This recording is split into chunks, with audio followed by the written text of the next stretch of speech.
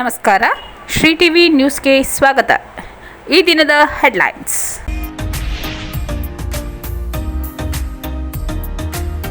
ಕನ್ನಡ ಭಾಷೆ ಎಲ್ಲ ಇಲಾಖೆಗಳಲ್ಲಿ ಸಮರ್ಪಕವಾಗಿ ಅನುಷ್ಠಾನವಾಗಬೇಕು. ಡಾಕ್ಟರ್ ಪುರುಷೋತ್ತಮ್ ಬಿಳಿಮಲೆ. ಎರಡು ಬೈಕ್ಗಳ ನಡುವೆ ಭೀಕರ ಡಿಕ್ಕಿ, ಓರ್ವ ಸಾವು, ಮತ್ತೋರ್ವ ಪರಾರಿ.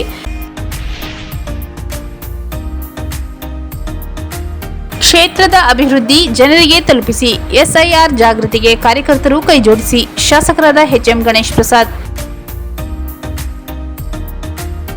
ಅಯೋಧ್ಯೆ ರಾಮ ಮಂದಿರ ದೇಣಿಗೆ ಹಣ ದುರ್ಬಳಕೆ ಆರೋಪ ಖಂಡಿಸಿ ಕಾಂಗ್ರೆಸ್ನಿಂದ ಪಂಜಿನ ಮೆರವಣಿಗೆ.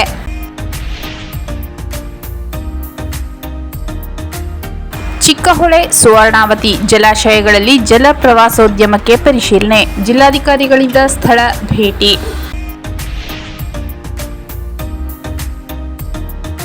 ಲಕ್ಷ್ಮೀಪುರ ಸಮೀಪ ಜಮೀನಿನಲ್ಲಿ ಹುಲಿ ಪ್ರತ್ಯಕ್ಷ.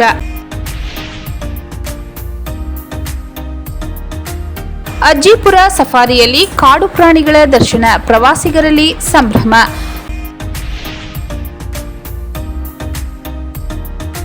ಕಿಡ್ನಿ ವೈಫಲ್ಯದಿಂದ ಬಳಲುತ್ತಿದ್ದ ವ್ಯಕ್ತಿಗೆ 60,000 ನೆರವು ನೀಡಿದ ಶಾಸಕ ಎಚ್ಎಂ ಗಣೇಶ್ ಪ್ರಸಾದ್. ಕನ್ನಡ ಭಾಷೆ ಎಲ್ಲ ಇಲಾಖೆಗಳಲ್ಲಿ ಸಮರ್ಪಕವಾಗಿ ಅನುಷ್ಠಾನವಾಗಬೇಕು. ಡಾಕ್ಟರ್ ಪುರುಷೋತ್ತಮ್ ಬಿಳಿಮಲೆ. ನಗರದ ಜಿಲ್ಲಾಧಿಕಾರಿ ಕಚೇರಿ ಸಭಾಂಗಣದಲ್ಲಿ ನಡೆದ ಸುದ್ದಿಗೋಷ್ಠಿಯಲ್ಲಿ ಮಾತನಾಡಿದ ಕನ್ನಡ ಅಭಿವೃದ್ಧಿ ಪ್ರಾಧಿಕಾರದ ಅಧ್ಯಕ್ಷ ಡಾಕ್ಟರ್ ಪುರುಷೋತ್ತಮ್ ಬಿಳಿಮಲೆ ಅವರು ಕಳೆದ 1.5 ವರ್ಷದಲ್ಲಿ ರಾಜ್ಯದ 24 ಜಿಲ್ಲೆಗಳಿಗೆ ಭೇಟಿ ನೀಡಿದ್ದು 1200ಕ್ಕೂ ಹೆಚ್ಚು ಅಧಿಕಾರಿಗಳನ್ನು ಭೇಟಿ ಮಾಡಿದ್ದೇನೆ. ಚಾಮರಾಜನಗರ ಜಿಲ್ಲೆಯಲ್ಲಿ ಹಲವು ಭಾಷೆಗಳಿದ್ದರೂ ಭಾಷಾ ಸಂಘರ್ಷ ಇಲ್ಲ. ಬ್ಯಾಂಕ್ಗಳಲ್ಲಿ ಬೇರೆ ಭಾಷೆ ಅಧಿಕಾರಿಗಳಿರುವುದರಿಂದ ಗ್ರಾಮೀಣ ಜನರಿಗೆ ತೊಂದರೆಯಾಗುತ್ತಿರುವ ಕುರಿತು ದೂರುಗಳಿದ್ದು, ಬ್ಯಾಂಕಿಂಗ್ ಪರೀಕ್ಷೆಗಳನ್ನು 22 ಭಾಷೆಗಳಲ್ಲಿ ನಡೆಸುವಂತೆ ಕೇಂದ್ರ ಸಚಿವರು ಸರ್ಕಾರಕ್ಕೆ ಮನವಿ ಮಾಡಲಾಗಿದ್ದು, ಬ್ಯಾಂಕ್ಗಳಲ್ಲಿ 100% ಕನ್ನಡಿಗರು ಇರಬೇಕಿದೆ ಎಂದರು. ಅಲ್ಲದೆ ಕೈಗಾರಿಕೆಗಳಲ್ಲಿ 40% ಸ್ಥಳೀಯ ಕನ್ನಡಿಗರಿಗೆ ಉದ್ಯೋಗ ಕೊಡಬೇಕೆಂಬ ನಿಯಮವಿದೆ. ಆದರೆ ಇದು ಉಲ್ಲಂಘನೆಯಾಗುತ್ತಿದೆ. ಈ ಸಂಬಂಧ ವರದಿ ಪಡೆದು ಸರ್ಕಾರಕ್ಕೆ ಸಲ್ಲಿಸುವ ಮೂಲಕ ಕನ್ನಡಿಗರಿಗೆ ಹೆಚ್ಚು ಉದ್ಯೋಗ ಕಲ್ಪಿಸಿಕೊಡಬೇಕಿದೆ ಎಂದು ತಿಳಿಸಿದರು. ರಾಜ್ಯದಲ್ಲಿ 19,700 ಸರ್ಕಾರಿ ಶಾಲೆಗಳಿಗೆ ಖಾತಾ ಪತ್ರವೇ ಇಲ್ಲ. ಶಾಲೆ ಮುಚ್ಚಿ ಹೋದ ಬಳಿಕ ಆ ಜಾಗವನ್ನು ಖಾಸಗಿಯವರು ಮಾರಾಟ ಮಾಡುತ್ತಾರೆ. ಆದ್ದರಿಂದ ಶಾಲೆ ಮುಚ್ಚಿದರೂ ಆ ಜಾಗ ಸರ್ಕಾರದ ಅಧೀನದಲ್ಲಿ ಇರಬೇಕು. ಜಿಲ್ಲೆಯಲ್ಲಿ 115 ಸರ್ಕಾರಿ ಶಾಲೆಗಳಿಗೆ ಖಾತಾ ಪತ್ರವಿಲ್ಲ. ಶಾಲೆಗಳಲ್ಲಿ ಮಕ್ಕಳಿಲ್ಲದಿದ್ದರೆ ಬೀಗ ಹಾಕದೆ ಸರ್ಕಾರಿ ಕಚೇರಿ ಶುರು ಮಾಡಬೇಕೆಂದರು. ಪೊಲೀಸ್ ಇಲಾಖೆಯಲ್ಲಿ ಸೂಚನಾ ಫಲಕ ಇಂಗ್ಲಿಷ್ ಭಾಷೆಯಲ್ಲಿದ್ದು, ಕಡ್ಡಾಯವಾಗಿ ಕನ್ನಡದಲ್ಲಿ ಫಲಕಗಳಿರಬೇಕು. ಅಲ್ಲದೆ ವೈದ್ಯರು ಕೂಡ ಚೀಟಿ ಬರೆಯುವಾಗ ರೋಗಿಯ ಹೆಸರನ್ನಾದರೂ ಕನ್ನಡದಲ್ಲಿ ಬರೆಯಬೇಕು. ಕೆಪಿಎಸ್ ಶಾಲೆಗಳಲ್ಲಿ 5ನೇ ತರಗತಿಯ ತನಕ ಕನ್ನಡ ಮಾಧ್ಯಮ ಮಾಡಬೇಕೆಂದು ತಿಳಿಸಿದರು. ರಾಜ್ಯದಲ್ಲಿ 3,200 ಶತಮಾನ ಕಂಡ ಸರ್ಕಾರಿ ಶಾಲೆಗಳಿದ್ದು, ಜಿಲ್ಲೆಗೆ ಒಂದಾದರೂ ಈ ಶಾಲೆಯನ್ನು ಪಾರಂಪರಿಕ ಶಾಲೆಗಳನ್ನಾಗಿ ಮಾಡಬೇಕು. ಶಾಲೆಯಲ್ಲಿ ಓದಿದ ಪ್ರಮುಖ ವ್ಯಕ್ತಿಯ ಮಾಹಿತಿ ಇರಬೇಕೆಂದರು. ಸುದ್ದಿಗೋಷ್ಠಿಯಲ್ಲಿ ಪ್ರಾಧಿಕಾರದ ಕಾರ್ಯದರ್ಶಿ ಡಾಕ್ಟರ್ ಸಂತೋಷ್ ಹಾನಗಲ್, ಹಿರಿಯ ಸದಸ್ಯ ಡಾಕ್ಟರ್ ಗುರುರಾಜ್, ಆಪ್ತ ಕಾರ್ಯದರ್ಶಿ ಪಣಿಕುಮಾರ್ ಸೇರಿದಂತೆ ಜಾಗೃತಿ ಸಮಿತಿ ಸದಸ್ಯರು ಇದ್ದರು.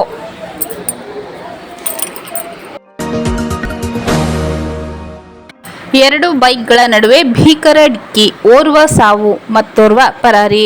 ಗುಂಡ್ಲುಪೇಟೆ ತಾಲೂಕಿನ ಭೀಮನಪೀಡು ಕೂತನೂರು ಮಾರ್ಗ ಮಧ್ಯೆ ಇರುವ ಪೆಟ್ರೋಲ್ ಬಂಕ್ ಸಮೀಪ 2 ಬೈಕ್ಗಳ ನಡುವೆ ಸಂಭವಿಸಿದ ಭೀಕರ ಅಪಘಾತದಲ್ಲಿ ಓರ್ವ ಮೃತಪಟ್ಟಿದ್ದು, ಮತ್ತೊಬ್ಬ ಬೈಕ್ ಸವಾರ ಸ್ಥಳದಿಂದ ಪರಾರಿಯಾಗಿರುವ ಘಟನೆ ಇಂದು ನಡೆದಿದೆ.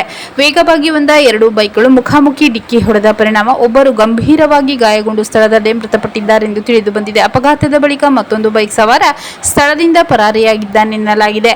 ಮಾಹಿತಿ ತಿಳಿದ ಕೂಡಲೇ ಗುಂಡ್ಲುಪೇಟೆ ಪೊಲೀಸ್ ಠಾಣೆ ಅಧಿಕಾರಿಗಳು ಸ್ಥಳಕ್ಕೆ ಭೇಟಿ ನೀಡಿ ಪರಿಶೀಲನೆ ನಡೆಸಿದರು. ಮೃತರ ಗುರುತು ಹಾಗೂ ಅಪಘಾತದ ನಿಖರ ಕಾರಣ ಕುರಿತು ತನಿಖೆ ಮುಂದುವರೆದಿದೆ.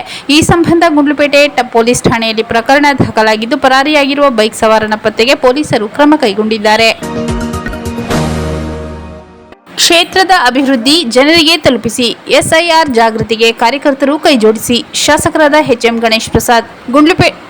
ಗುಂಡ್ಲುಪೇಟೆ ಪಟ್ಟಣದ ಗುರುಪ್ರಸಾದ್ ನ್ಯೂ ಖಾಸಗಿ ಹೋಟೆಲ್ನಲ್ಲಿ ಇಂದು ನಡೆದ ಗುಂಡ್ಲುಪೇಟೆ ವಿಧಾನಸಭಾ ಕ್ಷೇತ್ರದ ಗುಂಡ್ಲುಪೇಟೆ ಹಾಗೂ ಬೇಗೂರು ಬ್ಲಾಕ್ ಕಾಂಗ್ರೆಸ್ ಪ್ರಚಾರ ಸಮಿತಿ ಪದಾಧಿಕಾರಿಗಳಿಗೆ ಆದೇಶ ಪತ್ರ ವಿತರಣೆ ಹಾಗೂ ಎಸ್ಐಆರ್ ಕುರಿತು ಜನಜಾಗೃತಿ ಸಭೆ ಉದ್ಘಾಟಿಸಿ ಮಾತನಾಡಿದ ಅವರು, ಕ್ಷೇತ್ರದ ಅಭಿವೃದ್ಧಿಗೆ ಸುಮಾರು 9 ಕೋಟಿ ಅನುದಾನ ತರಲಾಗಿದೆ. ವಿವಿಧ ರಸ್ತೆ ಕಾಮಗಾರಿ ಪ್ರಗತಿಯಲ್ಲಿದ್ದು ಎಲ್ಲ ಸಮುದಾಯಗಳ ಬಡಾವಣೆಗಳಿಗೆ ರಸ್ತೆ, ಸಮುದಾಯ ಭವನ ಸೇರಿದಂತೆ ಮೂಲಸೌಕರ್ಯ ಅಭಿವೃದ್ಧಿಗೆ ಆದ್ಯತೆ ನೀಡಲಾಗಿದೆ. ಕೆರೆಗಳಿಗೆ ನೀರು ತುಂಬಿಸುವ ಯೋಜನೆಯು ಶೀಘ್ರ ಪೂರ್ಣಗೊಳ್ಳಲಿದ್ದು ಮುಂದಿನ 20 ದಿನದಲ್ಲಿ ಕಲ್ಲುಕಟ್ಟೆ ಕೆರೆಗೆ ನೀರು ಹರಿಸಲಾಗುವುದು ಎಂದು ತಿಳಿಸಿದರು. ಎಸ್ಇಪಿ, ಟಿಎಸ್ಪಿ ಯೋಜನೆಗಳಿಗೆ ಹೆಚ್ಚು ಅನುದಾನ ಕೋರಲಾಗಿದೆ. ಶಿಕ್ಷಣ ಕ್ಷೇತ್ರಕ್ಕೂ ವಿಶೇಷ ಉತ್ತೇಜನ ನೀಡಲಾಗುತ್ತಿದೆ. ಕ್ಷೇತ್ರದಲ್ಲಿ ಕೈಗೊಂಡಿರುವ ಅಭಿವೃದ್ಧಿ ಕಾರ್ಯಗಳನ್ನು ಜನರಿಗೆ ಪರಿಣಾಮಕಾರಿಯಾಗಿ ತಿಳಿಸುವ ಜವಾಬ್ದಾರಿ ಪಕ್ಷದ ಕಾರ್ಯಕರ್ತರ ಮೇಲಿದೆ ಎಂದು ಹೇಳಿದರು. ಕರ್ನಾಟಕ ಪ್ರದೇಶ ಕಾಂಗ್ರೆಸ್ ಪ್ರಚಾರ ಸಮಿತಿ ರಾಜ್ಯ ಮುಖ್ಯ ಸಂಯೋಜಕ ಹಾಗೂ ಚಾಮರಾಜನಗರ ಜಿಲ್ಲಾ ಉಸ್ತುವಾರಿ ಎಸ್ ನಾರಾಯಣ್ ಮಾತನಾಡಿ, ಎಸ್ಐಆರ್ ಪ್ರಕ್ರಿಯೆಯಲ್ಲಿ ಮತದಾರರ ಹೆಸರು ಕೈಬಿಡದಂತೆ ಕಾರ್ಯಕರ್ತರು ಎಚ್ಚರಿಕೆ ವಹಿಸಬೇಕು. ಪ್ರತಿಯೊಬ್ಬರು ಅರ್ಹ ಮತದಾರರ ಹಕ್ಕನ್ನು ರಕ್ಷಿಸುವುದು ನಮ್ಮೆಲ್ಲರ ಆದ್ಯ ಕರ್ತವ್ಯ ಎಂದರು. ದೇಶದ ವಿವಿಧ ಭಾಗಗಳಲ್ಲಿ ನಡೆಯುತ್ತಿರುವ ಬೆಳವಣಿಗೆ ಹಾಗೂ ಸಾರ್ವಜನಿಕ ಹಣದ ದುರುಪಯೋಗ ಕುರಿತು ಸಮಗ್ರ ತನಿಖೆ ನಡೆಸಿ ತಪ್ಪಿತಸ್ಥರ ವಿರುದ್ಧ ಕ್ರಮ ಕೈಗೊಳ್ಳಬೇಕೆಂದು ಆಗ್ರಹಿಸಿದರು. ಮುಂಬರುವ ಸ್ಥಳೀಯ ಸಂಸ್ಥೆಗಳ ಚುನಾವಣೆಯನ್ನು ದೃಷ್ಟಿಯಲ್ಲಿಟ್ಟುಕೊಂಡು ಕಾಂಗ್ರೆಸ್ ಕಾರ್ಯಕರ್ತರು ಪಕ್ಷ ಸಂಘಟನೆಗೆ ಹೆಚ್ಚಿನ ಒತ್ತು ನೀಡಬೇಕೆಂದು ಕರೆ ನೀಡಿದರು. ಸಭೆಯಲ್ಲಿ ಪ್ರಚಾರ ಸಮಿತಿಗೆ ಆಯ್ಕೆಯಾದ ಪದಾಧಿಕಾರಿಗಳಿಗೆ ಆದೇಶ ಪತ್ರ ಹಾಗೂ ಪ್ರಮಾಣ ಪತ್ರ ವಿತರಿಸಲಾಯಿತು. ಕಾರ್ಯಕ್ರಮದಲ್ಲಿ ಜಿಲ್ಲಾ ಕಾಂಗ್ರೆಸ್ ಅಧ್ಯಕ್ಷ ಹಾಗೂ ಕಾಡಾ ಅಧ್ಯಕ್ಷ ಪಿ ಮರಿಸ್ವಾಮಿ, ಮಾಜಿ ಕಾಡಾ ಅಧ್ಯಕ್ಷ ನಂಜಪ್ಪ, ಗುಂಡ್ಲುಪೇಟೆ ಬ್ಲಾಕ್ ಕಾಂಗ್ರೆಸ್ ಅಧ್ಯಕ್ಷ ಪಿಬಿ ರಾಜಶೇಖರ್, ಬೇಗೂರು ಬ್ಲಾಕ್ ಕಾಂಗ್ರೆಸ್ ಅಧ್ಯಕ್ಷ ಮುನಿರಾಜ್, ಮಾಜಿ ಜಿಲ್ಲಾ ಪಂಚಾಯತ್ ಉಪಾಧ್ಯಕ್ಷ ಮಹೇಶ್, ಬಿಜಿ ಶಿವಕುಮಾರ್ ಸೇರಿದಂತೆ ಕಾಂಗ್ರೆಸ್ ಮುಖಂಡರು, ಪದಾಧಿಕಾರಿಗಳು ಮತ್ತು ಕಾರ್ಯಕರ್ತರು ಉಪಸ್ಥಿತರಿದ್ದರು. ಅಯೋಧ್ಯೆ ರಾಮ ಮಂದಿರ ದೇಣಿಗೆ ಹಣ ದುರ್ಬಳಕೆ ಆರೋಪ ಖಂಡಿಸಿ ಕಾಂಗ್ರೆಸ್ನಿಂದ ಪಂಜಿನ ಮೆರವಣಿಗೆ. ಅಯೋಧ್ಯೆ ರಾಮ ಮಂದಿರಕ್ಕೆ ಭಕ್ತರು ನೀಡಿದ ದೇಣಿಗೆ ಹಣದ ದುರ್ಬಳಕೆ ಆರೋಪವನ್ನು ಖಂಡಿಸಿ ಜಿಲ್ಲಾ ಕಾಂಗ್ರೆಸ್ ಪ್ರಚಾರ ಸಮಿತಿ ವತಿಯಿಂದ ನಗರದಲ್ಲಿ ಪಂಜಿನ ಮೆರವಣಿಗೆ ನಡೆಸಿ ಪ್ರತಿಭಟನೆ ನಡೆಸಲಾಯಿತು. ನಗರದ ಸತ್ತಿ ರಸ್ತೆಯಲ್ಲಿರುವ ಜಿಲ್ಲಾ ಕಾಂಗ್ರೆಸ್ ಕಚೇರಿಯಿಂದ ಕೆಪಿಸಿಸಿ ಪ್ರಚಾರ ಸಮಿತಿ ರಾಜ್ಯ ಸಂಚಾಲಕ ಎಸ್ ನಾರಾಯಣ್ ಹಾಗೂ ಜಿಲ್ಲಾ ಕಾಂಗ್ರೆಸ್ ಪ್ರಚಾರ ಸಮಿತಿ ಅಧ್ಯಕ್ಷ ಹೊಸಳ್ಳಿ ಮಧುಸೂದನ್ ಅವರ ನೇತೃತ್ವದಲ್ಲಿ ಕಾರ್ಯಕರ್ತರು ಪಂಜಿನ ಮೆರವಣಿಗೆ ಆರಂಭಿಸಿದರು.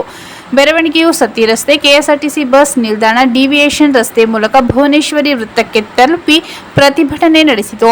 ಈ ವೇಳೆ ಪ್ರತಿಭಟನಾಕಾರರು ವಿವಿಧ ಘೋಷಣೆಗಳನ್ನು ಕೂಗಿ ದೇಣಿಗೆ ಹಣದ ದುರ್ಬಳಕೆ ಆರೋಪದ ಬಗ್ಗೆ ಸಮಗ್ರ ತನಿಖೆ ನಡೆಸುವಂತೆ ಹಾಗೂ ತಪ್ಪಿತಸ್ಥರ ವಿರುದ್ಧ ಕಠಿಣ ಕ್ರಮ ಕೈಗೊಳ್ಳುವಂತೆ ಆಗ್ರಹಿಸಿದರು.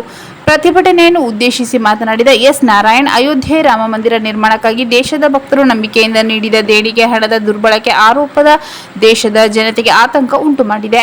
ಈ ಪ್ರಕರಣದ ಬಗ್ಗೆ ಪ್ರಧಾನಿ ಪ್ರತಿಕ್ರಿಯೆ ನೀಡಬೇಕು ಹಾಗೂ ಆರೋಪಗಳ ಕುರಿತು ನಿಷ್ಪಕ್ಷಪಾತ ತನಿಖೆ ನಡೆಸಿ ಸತ್ಯಾಂಶವನ್ನು ಬಹಿರಂಗಪಡಿಸಬೇಕೆಂದು ಒತ್ತಾಯಿಸಿದರು. ಈ ಪ್ರಕರಣದಲ್ಲಿ ಈಗಾಗಲೇ ಬಂಧಿಸಲ್ಪಟ್ಟಿರುವ ಆರೋಪಿಗಳ ಜೊತೆಗೆ ದುರ್ಬಳಕೆ ಆರೋಪದ ಹಿಂದೆ ಇರುವ ಪ್ರಮುಖ ವ್ಯಕ್ತಿಗಳನ್ನು ಪತ್ತೆ ಹಚ್ಚಿ ಕಾನೂನು ಕ್ರಮ ಜರುಗಿಸಬೇಕೆಂದು ಆಗ್ರಹಿಸಿದರು.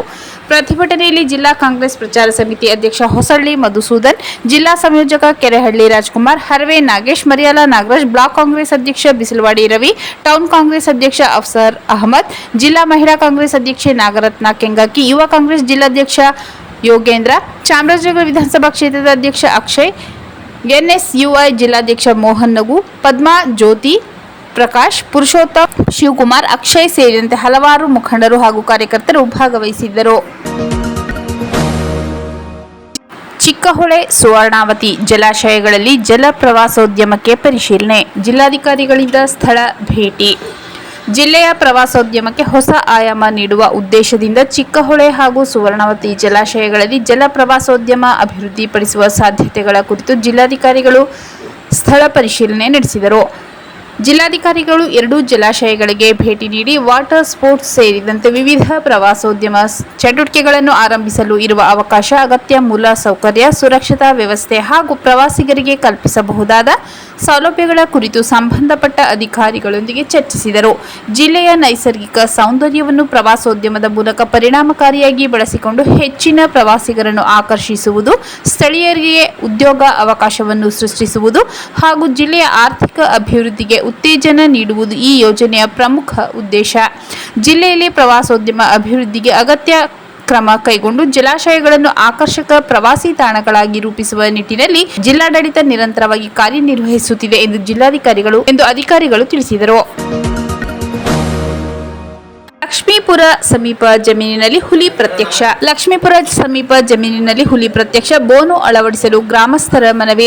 ಚಾಮರಾಜನಗರ ತಾಲೂಕಿನ ಎಣ್ಣೆಹೊಳೆ ಸಮೀಪದ ಲಕ್ಷ್ಮೀಪುರ ಗ್ರಾಮದ ಜಮೀನಿನ ಬಳಿ ಹುಲಿಯೊಂದು ಕಾಣಿಸಿಕೊಂಡಿದ್ದು ಗ್ರಾಮಸ್ಥರಲ್ಲಿ ಆತಂಕ ಮನೆ ಮಾಡಿದೆ. ಜಮೀನಿನ ಮಾಲೀಕರು ಜಮೀನಿನ ಅಕ್ಕಪಕ್ಕದಲ್ಲಿ ಸಂಚರಿಸುತ್ತಿದ್ದ ಹುಲಿಯನ್ನು ತಮ್ಮ ಮೊಬೈಲ್ನಲ್ಲಿ ವಿಡಿಯೋ ಚಿತ್ರೀಕರಿಸಿದ್ದು, ಈ ದೃಶ್ಯ ಇದೀಗ ಸ್ಥಳೀಯರ ಗಮನ ಸೆಳೆದಿದೆ. ಎಣ್ಣೆಹೊಳೆ ಹಾಗೂ ಲಕ್ಷ್ಮೀಪುರ ಸುತ್ತಮುತ್ತಲಿನ ಪ್ರದೇಶದಲ್ಲಿ ರಾತ್ರಿ ವೇಳೆಯಲ್ಲಿ ಹುಲಿ ಸಂಚರಿಸುತ್ತಿರುವ ಹಿನ್ನೆಲೆಯಲ್ಲಿ ಗ್ರಾಮಸ್ಥರು ಹಾಗೂ ರೈತರು ಜಮೀನಿಗೆ ಪ್ರದೇಶಗಳಿಗೆ ತೆರಳಲು ಮತ್ತು ರಸ್ತೆಗಳಲ್ಲಿ ಸಂಚರಿಸಲು ಭಯ ಪಡುತ್ತಿದ್ದಾರೆ. ಇದರಿಂದ ಸ್ಥಳೀಯರಲ್ಲಿ ಆತಂಕ ಹೆಚ್ಚಾಗಿದೆ. ಹುಲಿ ನಿರಂತರವಾಗಿ ಜನವಸತಿ ಸಮೀಪ ಕಾಣಿಸಿಕೊಳ್ಳುತ್ತಿರುವುದರಿಂದ ಅರಣ್ಯ ಇಲಾಖೆ ತಕ್ಷಣ ಸ್ಥಳಕ್ಕೆ ಭೇಟಿ ನೀಡಿ ನಿಗಾ ವಹಿಸಬೇಕು. ಅಗತ್ಯವಿದ್ದರೆ ಬೋನು ಅಳವಡಿಸಿ ಹುಲಿಯನ್ನು ಸುರಕ್ಷಿತವಾಗಿ ಸೆರೆ ಹಿಡಿದು ಅರಣ್ಯ ಪ್ರದೇಶಕ್ಕೆ ಸ್ಥಳಾಂತರಿಸಬೇಕೆಂದು ಗ್ರಾಮಸ್ಥರು ಹಾಗೂ ಜಮೀನಿನ ಮಾಲಕರು ಮನವಿ ಮಾಡಿದ್ದಾರೆ. ಅರಣ್ಯ ಇಲಾಖೆ ಈ ಬಗ್ಗೆ ಪರಿಶೀಲನೆ ನಡೆಸಿ ಸೂಕ್ತ ಮುನ್ನೆಚ್ಚರಿಕೆ ಕ್ರಮ ಕೈಗೊಳ್ಳುವಂತೆ ಸ್ಥಳೀಯರು ಒತ್ತಾಯಿಸಿದ್ದಾರೆ. ಅಜ್ಜಿಪುರ ಸಫಾರಿಯಲ್ಲಿ ಕಾಡು ಪ್ರಾಣಿಗಳ ದರ್ಶನ, ಪ್ರವಾಸಿಗರಲ್ಲಿ ಸಂಭ್ರಮ. ಚಾಮರಾಜನಗರ ಜಿಲ್ಲೆ ಮಲೆಮಹದೇಶ್ವರ ಬೆಟ್ಟ ವನ್ಯಜೀವಿ ವಿಭಾಗದ ಅಜ್ಜಿಪುರ ಸಫಾರಿ ವಲಯದಲ್ಲಿ ವಿವಿಧ ಕಾಡು ಪ್ರಾಣಿಗಳು, ಅಪರೂಪದ ಪಕ್ಷಿಗಳ ದರ್ಶನ ಪ್ರವಾಸಿಗರ ಗಮನ ಸೆಳೆಯಿತು. ಸಫಾರಿ ವೇಳೆ ಕಾಣಾಜ ಪಕ್ಷಿ, ಕಾಡೆಮ್ಮೆ, ಕಾಡಾನೆ, ಸಾಂಬಾರ್ ಜಿಂಕೆ ಹಾಗೂ ಸೀಡು ನಾಯಿಗಳ ಗುಂಪು ಕಂಡುಬಂದವು. ನೈಸರ್ಗಿಕ ಪರಿಸರದಲ್ಲಿ ಸ್ವಚ್ಛಂದವಾಗಿ ಸಂಚರಿಸುತ್ತಿದ್ದ ವನ್ಯಜೀವಿಗಳ ದೃಶ್ಯವನ್ನು ಪ್ರವಾಸಿಗರು ಕಣ್ತುಂಬಿಕೊಂಡು ಸಂತಸ ವ್ಯಕ್ತಪಡಿಸಿದರು. ಮಲೆಮಹದೇಶ್ವರ ಬೆಟ್ಟ ವನ್ಯಜೀವಿ ಪ್ರದೇಶ ಸಮೃದ್ಧ ಜೀವ ವೈವಿಧ್ಯಕ್ಕೆ ಹೆಸರುವಾಸಿಯಾಗಿದ್ದು, ಅಜ್ಜಿಪುರ ಸಫಾರಿಯಲ್ಲಿ ವನ್ಯಜೀವಿಗಳ ದರ್ಶನ ಪ್ರವಾಸಿಗರನ್ನು ನಿರಂತರವಾಗಿ ಆಕರ್ಷಿಸುತ್ತಿದೆ. ಮತ್ತೊಮ್ಮೆ ಮುಖ್ಯಾಂಶಗಳು.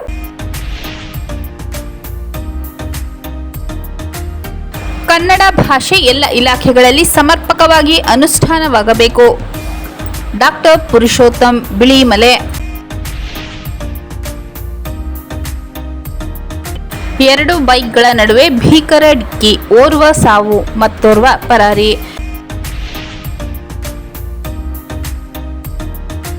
ಕ್ಷೇತ್ರದ ಅಭಿವೃದ್ಧಿ ಜನರಿಗೆ ತಲುಪಿಸಿ, ಎಸ್ಐಆರ್ ಜಾಗೃತಿಗೆ ಕಾರ್ಯಕರ್ತರು ಕೈಜೋಡಿಸಿ. ಶಾಸಕರಾದ ಎಚ್ಎಂ ಗಣೇಶ್ ಪ್ರಸಾದ್.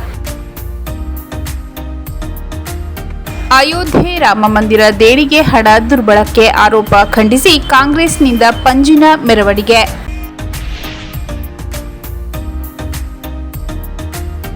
ಚಿಕ್ಕಹೊಳೆ, ಸುವರ್ಣಾವತಿ ಜಲಾಶಯಗಳಲ್ಲಿ ಜಲ ಪ್ರವಾಸೋದ್ಯಮಕ್ಕೆ ಪರಿಶೀಲನೆ, ಜಿಲ್ಲಾಧಿಕಾರಿಗಳಿಂದ ಸ್ಥಳ ಭೇಟಿ.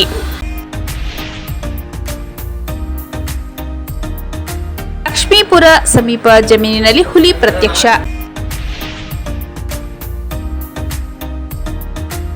ಅಜ್ಜಿಪುರ ಸಫಾರಿಯಲ್ಲಿ ಕಾಡು ಪ್ರಾಣಿಗಳ ದರ್ಶನ, ಪ್ರವಾಸಿಗರಲ್ಲಿ ಸಂಭ್ರಮ.